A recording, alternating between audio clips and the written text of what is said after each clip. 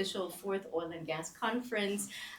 We want to appreciate the media first and foremost. Without you, all of this will not extend to the plus minus 1,400 delegates that we're going to have for the next 3 days. And that's why it's important to have you.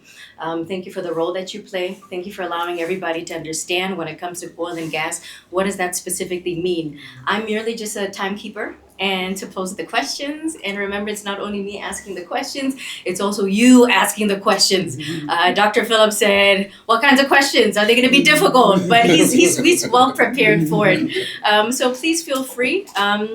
We have about a 30-minute session altogether. I will start by introducing the gentleman that you love having on your platforms, the far left, also the gentleman that has really shaped the Oil and Gas Conference. It's the chairperson of the Economic Association of Namibia. What is his name, Mr.? Jason. Who? And there we go, Mr. Jason Kasuto, round of applause. We also have in the presence, that's the CEO of the Economic Association of Namibia. We've given him sleepless nights. The hairs are getting a little bit fewer on top. That's none other than Cons Karamata. Thank you for coming.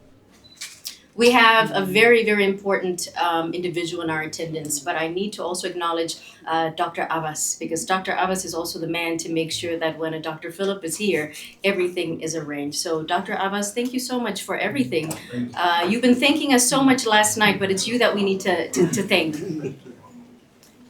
On my left-hand side, I Googled, and there were tons of information about you, Dr. Philip, and I couldn't put everything together on one page.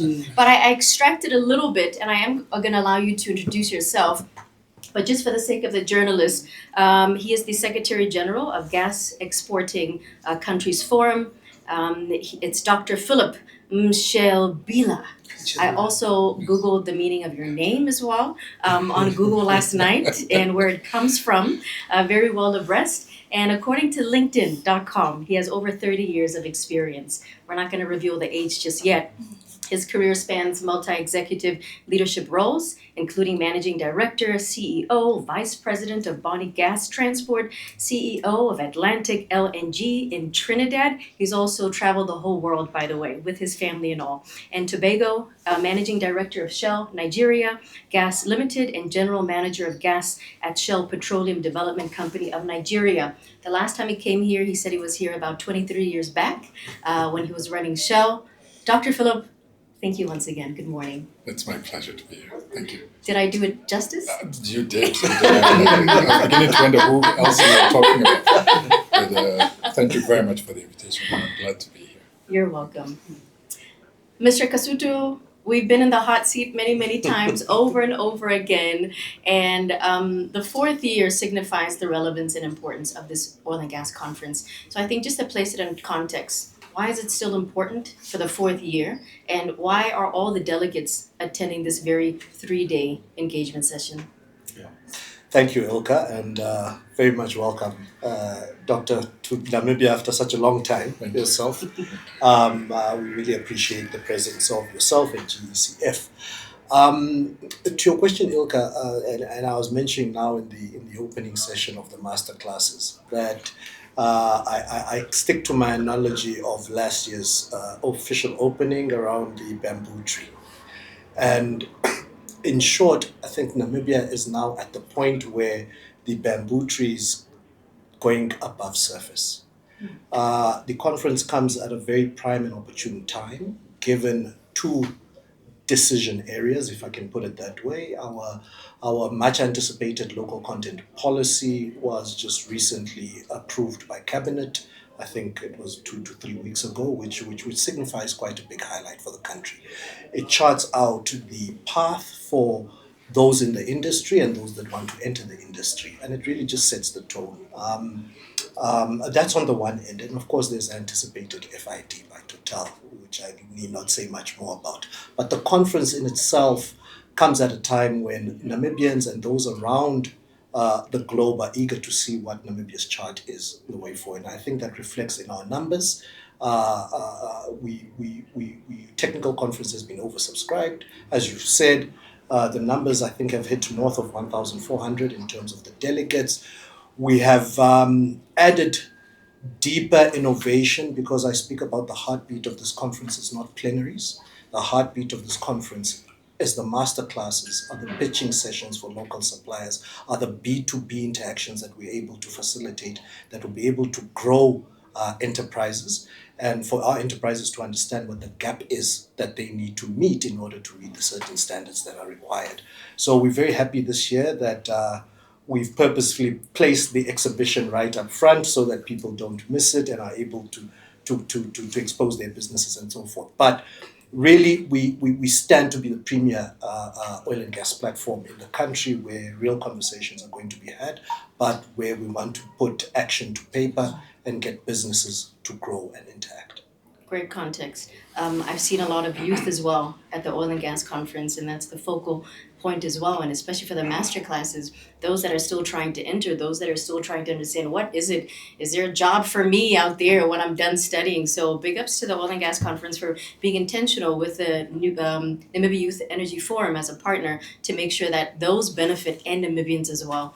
I just wanted to make note of that. I know that many of us here are also of youth, so opportunities, it's for us. Dr. Philip, you arrived yesterday. I had the opportunity to receive Doctor at the airport, and as we were driving by, you have fond memories in Namibia. So last year you were appointed as the Secretary General. Congratulations. Maybe let's start from there. When you hit, the ground running, what were some of your first priorities for this forum? Well, thank you. First of all, I want to start by just appreciating both Ilka and Jason for the hospitality and the warm welcome back to Namibia and to this event. I think that Namibia is an extremely exciting time. As somebody who spent almost his entire career in oil and gas, particularly on the gas side of the business, I think that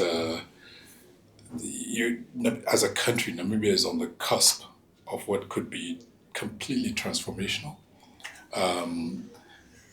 But why it is so exciting for me is because it's the time of great opportunity where you can go one way and run through all of the mistakes that other countries that have discovered oil and gas have gone through, or you could take a different path and just simply build on the lessons, right? And grow and expand and achieve amazing things. So I'm really excited to be back here. To your question, so I moved after a 30-year career at within the oil and gas industry, working for Shell, to the Gas Exporting Countries Forum at the beginning of January this year. And a little bit about the Gas Exporting Countries Forum. So it's a 20-member organization that's focused on supporting the members to pursue their sovereign rights in developing their natural resources and natural gas in particular for their development, for the benefit of their people, for the economic development of their nations, and I highlight certain words like sovereign because it's really important. It's about that independent pathway. Each country has a different story and a different pathway. There are no two countries that are the same, and so what I've seen is amongst these 20, each of them is unique, and we have the entire spectrum of countries from those like Namibia who have either just discovered or just started producing natural gas, and you have countries who are the leading producers and exporters of natural gas, Russia, Qatar, and so on, who've been doing it for years and have sort of mastered the art and have developed their economies around it. I live in Doha in Qatar, for example, and I can just see what natural gas has been able to do in transforming a country and an economy. And so the key priorities have been around managing change. So if you look at the last 6 years, starting with COVID impacted the energy industry as a whole and oil and gas in particular in ways in which, if you still remember, oil actually had a negative value at some time, where people were actually paying the market to take their product. Oh, wow. during COVID because demand had crashed Yeah. so much. The price for gas crashed, right? And so, we went through almost a near crisis during COVID, which many people didn't realize because everybody was focused on the health elements of it. But demand crashed around the world because industries closed, commercial businesses and so on were not taking up, were not utilizing energy as much as previously. Flights had stopped, and so on and so forth. So that in itself was a crisis. We came out of that. And then there was the Russia-Ukraine conflict. And we saw the effect that that had as well. And it was transformational in many ways because of the impact that it had on just the reliability of supply and the ability of the suppliers to meet the market demand and so on. And it caused a number of changes in the market. And we thought, okay, we can take a sigh of relief. And then the crisis in the Gulf at the moment. In GECF, we've come to the conclusion that we are in a permanent state of change, and there will continue to be geopolitical tensions and conflicts and crises, and so it's just going to keep happening. We just don't know where and when, but there's going to be a next one, and there'll be a next one after that. And so for us, the important thing is how do we support our member countries in building resilience and ensuring that as gas producers and suppliers and so on, that they can actually create the sort of resilience that is needed to transcend these types of crises when they occur. Each of the three crises that I've described are different. One was a total collapse of demand, right? The other two were on the supply side, whether it was the Russia-Ukraine, where, Russian gas was completely stopped from coming into Europe. Europe had, huge demand. It had to get it from somewhere else, and that drove a number of, activities in the industry. The current one is a disruption of the supply chain. So the reserves are there, the production is there, the market is there. It's that the supply chain, has been disrupted and blocked, with this issues going on in the Strait of Hormuz, which we had hoped was going to be resolved, but has continued. And so, for a country like Namibia, as you enter into this field, the question is, how do you set yourself up for success? Not just on day one, but for the next 20, 30, 40, 50 years.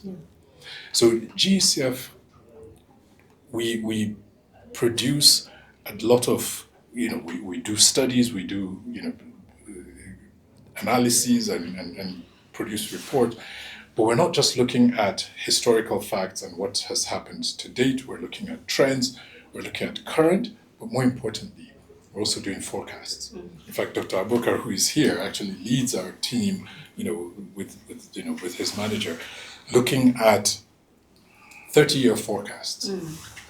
And so what is demand going to look like in the next 30 years? What is supply going to look like over the next 30 years? And therefore, how can our members prepare themselves? What do they need to do differently? And this looks at everything. It's looking at reserves, it's looking at technology, it's looking at financing, it's looking at the economics, it's looking at pricing, the whole, all the dimensions of the value chain, right? And so our focus is indeed on creating a platform not only for dialogue and cooperation, but providing our members and potentially, countries like Namibia with a number of things. One, intelligence. You need to have credible data, credible information that can inform your decisions. And so some of the analysis that we do, the studies that we do, are targeted at providing this. We don't just look at data from our member countries. We're looking at all data. Globally. Yeah. And the GCF has one of the most sophisticated models at the moment that actually takes input from such a vast range of sources and is able to analyze this, and develop some of the outputs and the forecasts that we talk about. And these are things that are available to our members. But that's just one. The second is we do a lot of work around capacity building. And how do we help our member countries and others build capacity with regards to the gas industry in particular? And so there are things that we do in-house, there are things that we recommend, there are things that we do in partnerships in that regard. But what we tend to find is a lot of focus tends to go into things like, let's get the upstream right, let's get production right. And sometimes we focus on that to the detriment of the rest of the value chain, right? You need capacity in economics, commercial contracts, fiscals, regulation, local content, which is the focus you guys are highlighting at this event today, and so on and so forth. And it's if you don't have all of that in place, then you miss it, and then you go fast and then you stop, and then you have to catch up and so on. So it's about helping countries to actually build the entire spectrum of capabilities that are needed to achieve success with oil and gas. And so at the end of the day, when I look at a country like Namibia, I'm seeing opportunities to provide informed, competitive, and sustainable quality data that helps with making choices. Nobody is going to dictate to Namibia what it does and how it does it and so on. That would be foolish. I mean, that's why I emphasize sovereignty, right? So Namibia will make its choices. But how can it make those choices based on quality information, credible information and data? And how can it also benefit from the experiences and benchmarks of other countries that have tread this path before? So these are the types of things that I'm prioritizing. It's a mouthful. It is. Your Excellency, it's a mouthful. And I feel like right now it's such a great masterclass, especially for those, and I see them taking notes because you're spelling it out in terms of what Namibia is going through. You're spelling it out in terms of the practicality and the lowest hanging fruit on what needs to be, paid attention to most. Permanent state of change. I love that because you're forever evolving and forever, being relevant, but not also changing your identity. So you don't restart when you're in a permanent state of change.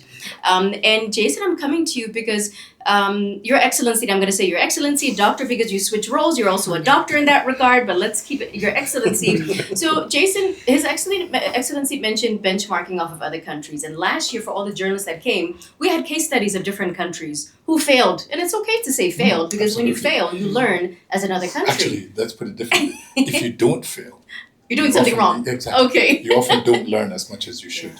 Great. And when we unpack those discussions, Jason, is leading to the next follow-up question. How can Namibia also learn from those past case studies? Your Excellency, you mentioned globally as well. Norway is also, one of those great examples as well. But Namibia needs to remain Namibian. And I know with the reporters, you always say if it works for them, Your Excellency, you said what happens in Morocco or somewhere else is not going to happen in Namibia. So what were those findings last year, Jason, to put it in context so that we don't come to a talk shop, but when we come back, we know better and we can do better. So maybe extract the review in 2025 that we're bringing in 2026 with past conversations and what has been done since 12 months ago. Yeah, very good question. And I'll just speak off the cuff. I didn't prepare for the questions, but because of everything happening. But I think there are really two major lessons one can extract. There was the study by Deloitte commissioned by Total and Shell around. We were involved in the impact, the economic impact and lessons there. But what came out of that and part of last year's conference as well is that the capacity challenge is not as a challenge as we thought it was. In fact, the capabilities in Namibia, despite what the skeptics are saying, there is a level of capability, and really I think it is inherited from our probably 100-year mining industry Mining. experience. So remember, some of the skills are not the hard skills that we're only talking about in oil and gas per se. And also bearing in mind that we've had organizations such as the Petrol Fund, for example, that has sent people out many years back. Exploration in Namibia started even before independence. So there has been a level of investment into these skills, and some have, plowed their trade in working at NAMCORs and so on. Those skills are not enough. What there is not just to say that the capability challenge is one thing, but it is also, there's a difference between saying you have a good Namibian company, and I was saying it earlier, and a company that's actually able to get contracts. So there's clearly a compliance gap, whether it's health and safety and environment compliance standards that need to be met, and various standards that move beyond. And I think that's what the next 2 days are also important for. It's not just about registering yourself on a database or a company on a database. It goes beyond that. It's actually understanding and meeting the compliance thresholds that are there. And therein lies the gap. And it's through platforms such as this that we talk to partnerships. The GECF is in our view, a great partner for Namibia to be able to learn from. You can only better yourself with the right data. And that's why we bring into the room an approach that is Pan-African and global, where we say, your partners are here. Even as Namibian firms, you cannot do it on your own, A consortium of 3 Namibian firms, as I was saying earlier, is better than one not winning anything. Joint ventures that partner with international and Pan-African entities. And then forums. I think already there's a great synergy there where the Economic Association of Namibia can help the work of the GECF. I'm not sure if Namibia is not yet a member country, but those discussions should be had, because that's the type of data we need. And I think to His Excellency's point is there could be a focus that becomes seen in future as narrow on one side of upstream and not looking at the full value chain. So I think those are the lessons we should learn, not spelling out one specific country or the other, but I think that Namibia always sometimes coming at the end of things, just like we were birthed in 1990 after learning all the lessons we could from our counterparts across the continent, only aided us better. It only strengthened the level of our institutions. So we hope it does the same with the oil and gas sector. Mr. Karamata, I'm looking forward to signing ceremonies of partnerships and Namibia being part of that database as well. And that's why Your Excellency is here. So we hope that would also come into practice.